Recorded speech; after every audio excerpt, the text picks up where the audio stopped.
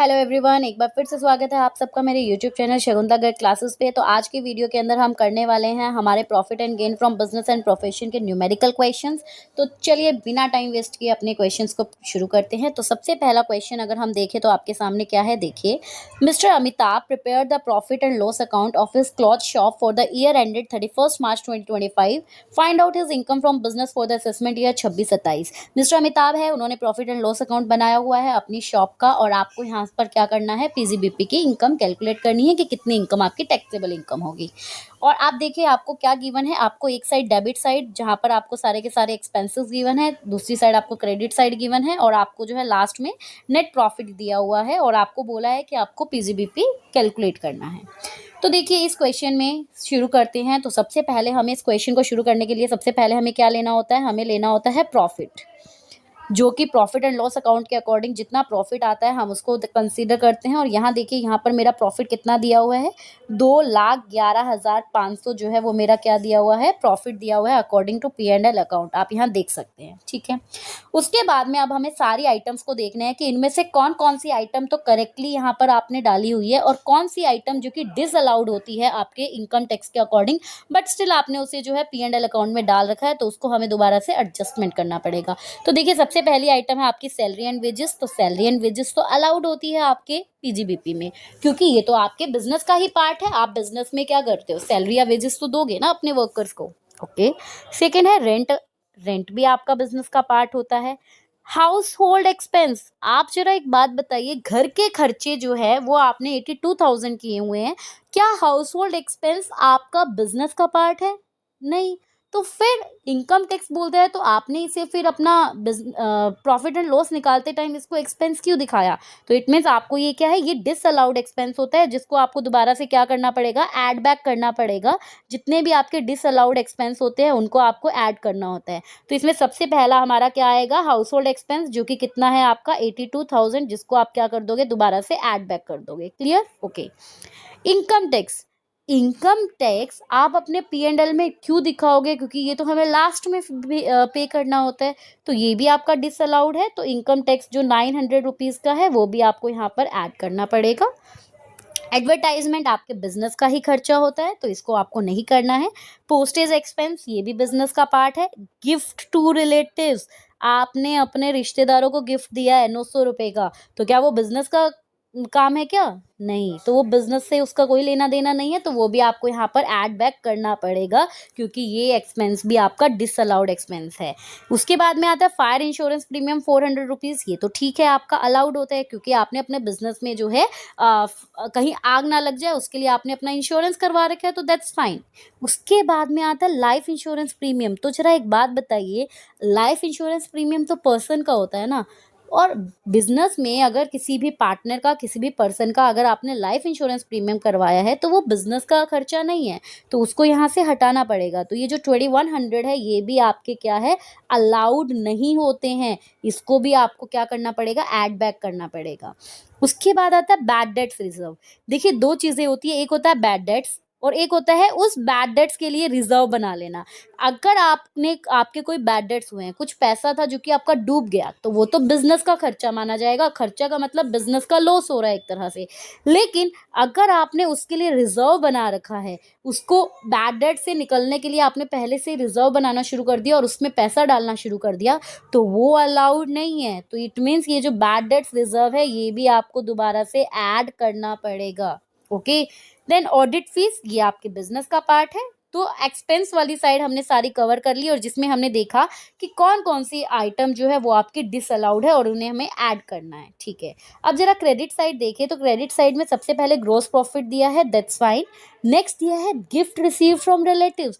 Relative से आपको कोई गिफ्ट मिला है तो क्या वो आपका इसका इनकम का पार्ट होगा? नो। तो ये आपको यहाँ से क्या करना पड़ेगा, ये डिसअलाउड इनकम है, तो डिसअलाउड इनकम को ऑब्वियसली हमें क्या करना पड़ता है, माइनस करना पड़ता है। क्या करना पड़ता है, यहाँ से सब्ट्रैक्ट करना पड़ता है। तो आपके सामने ये आ गया है, अब इसको आप देखेंगे।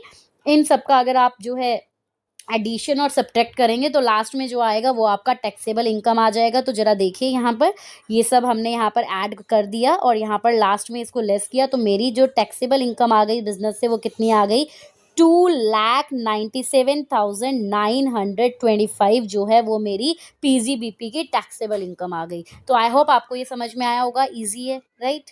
Okay, very nice. तो चलिए नेक्स्ट क्वेश्चन पर चलते हैं अभी हम। तो नेक्स्ट क्वेश्चन आपको क्या गिवन है?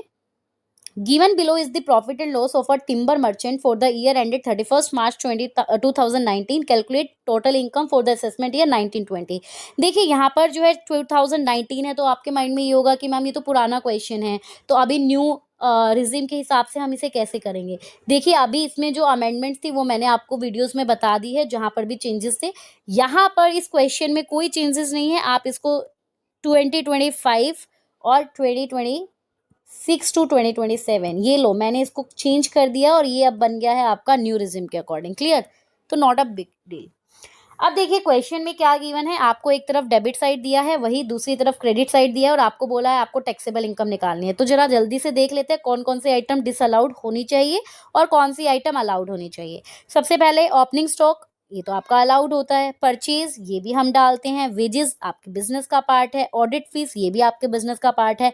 रिपेयर, आपने हाउस प्रॉपर्टी अपने घर को रिपेयर करवाया है, तो क्या ये आपका इसमें आना चाहिए पीजीबीपी में? नो। तो ये आपका एक्सपेंस आपके बिजनेस में नहीं जाना चाहिए, तो ये यहाँ पर क्या होगा? डिसअलाउड होगा। और डिसअलाउड होगा तो हमें इसको क्या करना पड़ेगा? ऐड करना पड़ेगा। क्लियर? जनरल चार्जेस, ये आपके अलाउड है। कमीशन फॉर रेजिंग लोन, देखो लोन, जब आप लोन रेज करते हो तो उसके ऊपर आपको कमीशन पे करना पड़ता है। तो आपको बिजनेस में किसी काम के लिए आपने लोन लिया और उस पर कमीशन दिया, तो दैट्स फाइन। तो ये भी आपका क्या है? बिजनेस का ही खर्चा होता है, अलाउड होता है। ठीक है। बैड डेट्स रिजर्व, ये तो अभी पीछे देखा ना। Bad debts reserve, bad debts business का पार्ट होता है, लेकिन बैड डेट्स रिजर्व जो है उसको हम एज अ एक्सपेंस नहीं मानते इनकम टैक्स में। ओके, बैड डेट्स आपका अलाउड है। इंटरेस्ट ऑन कैपिटल, आपकी कोई कैपिटल है उसके ऊपर अगर आपको कोई इंटरेस्ट मिल रहा है, तो देखिए ये भी आपका डिसअलाउड होता है, क्योंकि कैपिटल क्या होती है? जो ऑनर ने, जो पार्टनर ने बिजनेस में पैसा लगाया वो कैपिटल है, उसके ऊपर अगर कोई इंटरेस्ट मिल रहा है तो वो उसका जो है अलग से नहीं जाएगा, उसको आप, ये आपका डिसअलाउड है, इसको एक्सपेंस नहीं दिखाना चाहिए, इसलिए हम इसको दोबारा से ऐड बैक कर देंगे।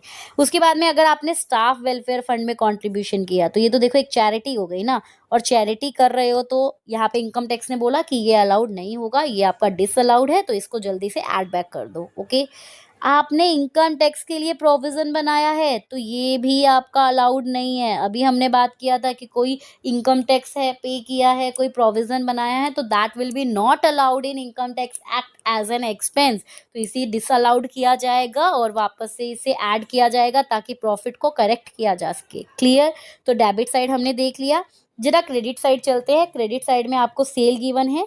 रेंट फॉर प्रॉपर्टी, भाई आपकी प्रॉपर्टी है उसके ऊपर आपको जो है रेंट अगर मिल रहा है, तो वो क्या आपके बिजनेस में जाएगा? नहीं भाई, ये तो आपके एचपी का हेड बनता है ना, तो इसको क्या करना पड़ेगा? यहाँ से माइनस करना पड़ेगा, तो इसको कर देंगे।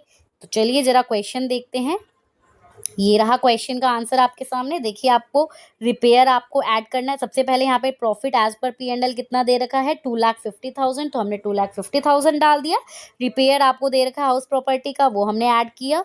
बैड डेट रिजर्व हमने ऐड किया। इंटरेस्ट ऑन कैपिटल हमने ऐड बैक किया। Contribution to staff welfare fund add किया। प्रोविजन फॉर इनकम टैक्स, इन सबको हमने ऐड बैक किया। और बाद में रेंट फॉर प्रॉपर्टी को हमने लेस किया। जो भी आएगा that will be your taxable income from business. Clear? Okay, चलो एक और क्वेश्चन देखते हैं जो एडजस्टमेंट वाला, उसके बाद में बाकी के क्वेश्चन आप खुद से करेंगे। कोई डाउट होगा तो आप मुझे कमेंट सेक्शन में बता सकते हैं, कोई प्रॉब्लम नहीं है। ओके, तो चलिए नेक्स्ट क्वेश्चन क्या है देखिए जरा।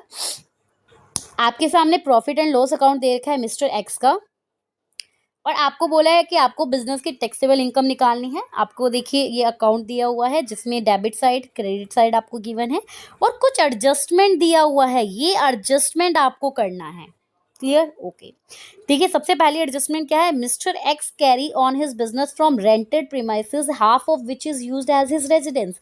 कि मिस्टर एक्स अपना बिजनेस जो कर रहा है वो अपने किराए के घर से कर रहा है, और उस किराए के घर को वो आधा तो रहने के लिए यूज कर रहा है, आधा बिजनेस के लिए यूज कर रहा है। तो एक बात बताइए, यहाँ पर डिसअलाउड कौन सा होगा?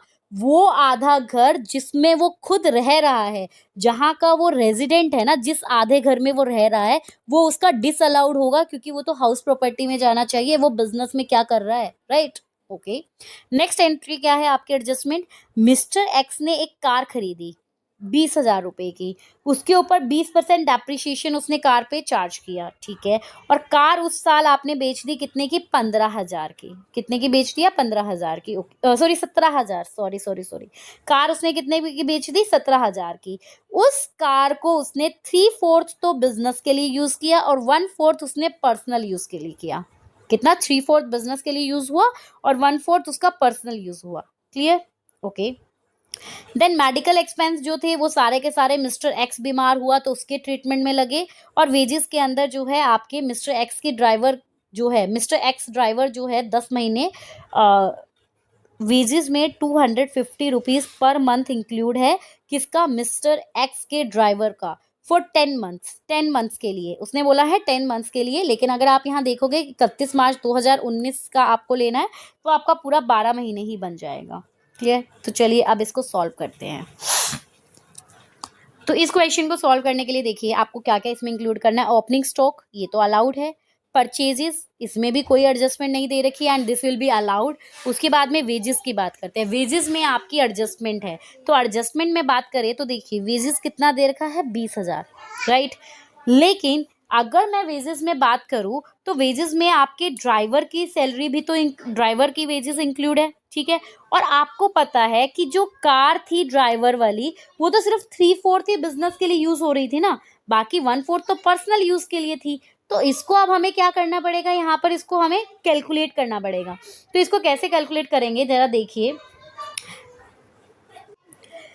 एक्चुअल में ड्राइवर की सैलरी बनती कितनी है, तो जरा अगर मैं देखूँ ड्राइवर की सैलरी, देखो अगर हम बात करें 250 रुपीज पर मंथ के हिसाब से, 250 रुपीज पर मंथ के हिसाब से अगर हम 12 महीने की चेक करते हैं तो ड्राइवर की सैलरी कितनी बनती है, 3,000 रुपये बनती है साल की, 3,000 बनती है। उस 3,000 में से 1/4 जो है वो क्या कर रहा है, यूज कर रहा है किसके लिए, अपने पर्सनल यूज के लिए कार को। तो 1/4 वाला ही डिसअलाउड होगा क्योंकि 3/4 तो बिजनेस के लिए यूज हो रहा है, वो तो अलाउड है।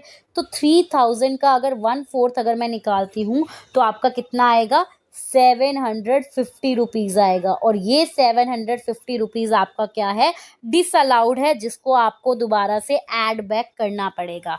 तो मैंने यहाँ पर वेजेस की एडजस्टमेंट किया, समझ में आया कि वेजेस जो है वो 20,000 की थी, लेकिन उसके अंदर से जो एक्स का ड्राइवर था उसकी 250 रुपये महीने के हिसाब से उसमें वेजेस इंक्लूड था, और 1/4 जो है वो पर्सनल यूज के लिए थी, तो उसके हिसाब से हमने निकाल दिया।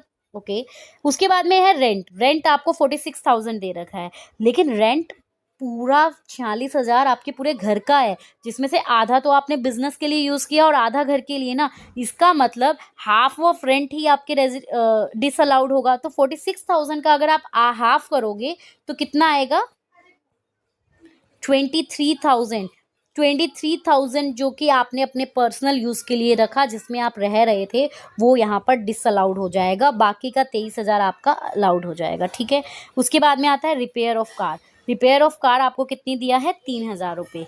तो कार रिपेयर में भी अगर हम बात करें तो जरा देखिए यहाँ पर क्या होगा, कार तो आपकी 3/4 बिजनेस के लिए और 1/4 पर्सनल के लिए। तो जो बिजनेस के लिए थी वो तो अलाउड है, 1/4 जो पर्सनल यूज के लिए थी वो अलाउड नहीं है। तो 3,000 का आप दोबारा से 1/4 निकालोगे तो आपका कितना आ जाएगा, 750।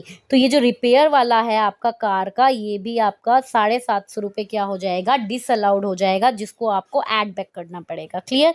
देन आता है मेडिकल एक्सपेंस। मेडिकल एक्सपेंस देखिए 3,000 का है, और उसके बारे में ये बोला है कि पूरा का पूरा एक्स के ट्रीटमेंट पे लगा है। तो भाई एक्स के ट्रीटमेंट पे लगा है तो बिजनेस में क्यों डाल रहे हो, तो इसीलिए वापस से 3,000 रुपये आपका क्या हो जाएगा, ऐड बैक हो जाएगा, पूरा का पूरा यहाँ पर डिसअलाउड हो जाएगा। क्लियर। जनरल एक्सपेंस आपका ठीक है 10,000 जो कि अलाउड होगा। उसके बाद में depreciation of car, depreciation of car की बात करते हैं तो देखो 4,000 डेप्रिसिएशन दे रखा है, लेकिन एक्चुअल में 1/4 ही पर्सनल यूज के लिए गया है। तो इसका मतलब जो 1,000 रुपये, क्योंकि अगर आप 4,000 का 1/4 निकालोगे तो 1,000 रुपये जो है वो आपका क्या है, यहाँ पे डिसअलाउड है। वो आपने पर्सनल प्रॉपर्टी, पर्सनल यूज के लिए रखा है, तो इसीलिए उसको यहाँ पर अलाउड नहीं किया जाएगा। क्लियर। तो यहाँ पर डेप्रिसिएशन की बात हो गई। इतना क्लियर हुआ, हमने डेबिट साइड देख लिया। यस। चलो अब क्रेडिट साइड चलते हैं। क्रेडिट साइड में आप देखिए सेल आपका अलाउड होता है, क्लोजिंग स्टॉक आपका अलाउड होता है, लेकिन क्या फादर से गिफ्ट मिला है अलाउड होगा? नो। तो ये क्या है? डिसअलाउड इनकम है, तो इसको क्या किया जाएगा? माइनस। तो यहाँ पे आप सब्ट्रैक्ट करोगे डिसअलाउड इनकम, जो कि कितनी है आपकी? 10,000 रुपीज। क्लियर? ओके। इसके बाद में आता है सेल ऑफ कार। भाई अब आपने कार बेच दी है, कितने की? 17,000 रुपए की। तो ये तो अलाउड है इनकम, ठीक है। लेकिन इसके अंदर से जो आपने 17,000 की कार बेची है, कुछ बिजनेस पर्पस के लिए थी और कुछ आपके पर्सनल पर्पस के लिए थी। तो अब आपको इसमें देखना पड़ेगा कि कितना आपका आएगा। तो जरा देखिए, कार खरीदी कितने की थी? 20,000 की। बेची कितने की है? 17,000 की। लॉस कितने का हो रहा है? 3,000 का लॉस हो रहा है ना। अब इस 3,000 में से अलाउड कितना है? लॉस, हमें प्रॉफिट और लॉस भी तो हम P&L अकाउंट में डालते हैं। आपको अगर याद हो तो आपके एसेट का कोई प्रॉफिट या लॉस है तो वो आपके P&L अकाउंट में जाता है। तो 3,000 में से बिजनेस के लिए यूज तो भैया 3/4 ही हो रही है ना, तो इसका मतलब 3/4 ही अलाउड होगा। तो अगर आप 3,000 का 3/4 निकालते हो तो ये कितना आएगा आपका? 2,250 रुपीज। कितना आएगा? 2,250 रुपीज। तो इतना जो एक्सपेंस है ये आपका अलाउड है। कितना होगा? ये आपका अलाउड इनकम है, एक्सपेंस नहीं, ये इनकम है जो कि अलाउड है। हालांकि यहाँ पे आपको लॉस हो रहा है, दैट्स अ डिफरेंट थिंग, लेकिन ये आपको अलाउड है। तो यहाँ पर फिर आपको जो अलाउड में आपका जाएगा, कितना आ जाएगा? 2,250। दोबारा रिपीट कर दे रही हूँ, आपने कार बेची थी 17,000 रुपए की, वो यहाँ नहीं आता है, लेकिन उससे कोई प्रॉफिट या लॉस हुआ है तो वो आपका P&L में जाता है। तो 20,000 की कार थी, 17,000 में बेच दी, 3,000 का लॉस हुआ। डेप्रिसिएशन यहाँ पे मैंने इंक्लूड इसलिए नहीं किया क्योंकि डेप्रिसिएशन पहले ही हम डेबिट साइड में ट्रीट कर चुके हैं। तो 3,000 में से बिजनेस के लिए तो सिर्फ 3/4 ही यूज हो रही है, तो इतना ही बिजनेस अलाउड करेगा। तो इसलिए मैंने इसका 3/4 निकाला, तो 2,250 बना, जो कि आपका क्या है? अलाउेबल एडजस्टमेंट है, जो कि अलाउड होती है, उसको आपने लेस किया। उसके बाद में इनकम टैक्स रिफंड है, जो कि डिसअलाउड इनकम है, तो ये भी आपको क्या करनी पड़ेगी? यहाँ पे सब्ट्रैक्ट करनी पड़ेगी। तो ये मैंने सब्ट्रैक्ट कर दी। तो यहाँ देखिए हमने सारी की सारी ट्रीटमेंट कर लिया है, और इसको अब हमें क्या करना है? एडिशन करना है। एक सेकेंड, मैं ये बाकी की सारी चीज़ें इरेज कर देती हूँ। यस। तो अब ये आ गया है हमारे पास पूरा का पूरा आपका एडजस्टमेंट जो हमने किया। सबसे पहले यहाँ पर 750 रुपीज़, 23,000, 750, 3,000, ये सबको जब आप एडजस्ट कर दोगे तो जो निकल कर आएगा that will be your taxable income from business and profession. तो जरा देख लीजिए यहाँ पर, यहाँ तो आंसर दिया ही नहीं है, तो आप इसको अगर एडिशन करते हो तो जरा मैं करके देखूँ। 750 प्लस 23,000, ये आपका बनेगा। एक आप भी अपना वो लेकर बैठिए। अच्छा, एक और चीज़, ये तो हमने सारी एडजस्टमेंट को ऐड कर दिया है। शुरुआत कहाँ से होती है? वो तो प्रॉफिट फॉर द ईयर से शुरुआत होती है ना, 89,000 से। ये तो अभी रह ही गया। कहते मैडम कैसी बातें करते हो, 89,000 कैसे छोड़ देंगे हम? तो आपको ये 89,000 यहाँ पर इससे जो शुरुआत करनी है वो आपको ऐड करना है। तो अब ज़रा अगर आप इसका एडिशन करेंगे तो 89,000 प्लस में आपकी ये बाकी की सारी एडिशन वाली आइटम आप ज़रा अपने उससे करिए, मैं भी करती हूँ। तो ये हमारा टोटल आएगा लेस करने के बाद 1,02,250। आपकी टैक्सेबल इनकम जो आएगी profit and gain from business and profession से, वो आपकी आ रही है 1,02,250 रुपीज़। क्लियर? तो आई होप आपको समझ में आया होगा। तो देखिए इस तरह हमारे पास और भी बहुत सारे क्वेश्चंस हैं, लेकिन हम सारे क्वेश्चंस यहाँ पर डिस्कस नहीं कर सकते। लेकिन अगर आपको ये पीडीएफ चाहिए, इस पीडीएफ में बहुत सारे क्वेश्चन हैं, तो अगर आपको ये पीडीएफ चाहिए तो आप जो है वो मुझे कमेंट में डाल दीजिए। पीडीएफ चाहिए, नोट्स चाहिए, आप कुछ भी कमेंट में लिख दीजिए। उसके बाद में मैं आपको सारे के सारे जो है पीडीएफ नोट्स शेयर कर दूंगी अपने टेलीग्राम चैनल पर। मैं आपको लिंक दे दूंगी अपने टेलीग्राम का, और वहाँ पर आपको सारे के सारे पीडीएफ और नोट्स मिल जाएंगे। आप चाहें तो इन क्वेश्चंस के स्क्रीनशॉट लेकर भी जो है इनको देख सकते हैं। ये देखिए, ये यहाँ पर बहुत सारे क्वेश्चंस है आपके पास प्रैक्टिस करने के लिए, तो आप ये सारे के सारे क्वेश्चंस जो है ये प्रैक्टिस कर सकते हैं। तो ठीक है, मिलते हैं अब आपसे नेक्स्ट वीडियो के अंदर, और नेक्स्ट वीडियो में हम जो है शुरू करने वाले हैं हमारे कैपिटल गेन। तो बने रहिएगा चैनल पर। चैनल पर न्यू है तो चैनल को लाइक शेयर सब्सक्राइब जरूर कर लीजिएगा, और अपने फ्रेंड्स के साथ जरूर शेयर करिए। और प्लीज़ कमेंट सेक्शन में मुझे बताइए आपको कैसी लग रही है वीडियो, कहीं डाउट कुछ है तो बताइए। तो मिलते हैं आपसे नई वीडियो में नए टॉपिक के साथ। थैंक यू सो मच, आपका मोस्ट वेलकम है हमारे चैनल पे। जब भी आपको कोई डाउट हो, कुछ भी है, तो आप मुझसे कभी भी किसी भी टाइम पे कांटेक्ट कर सकते हैं। Bye bye, take care.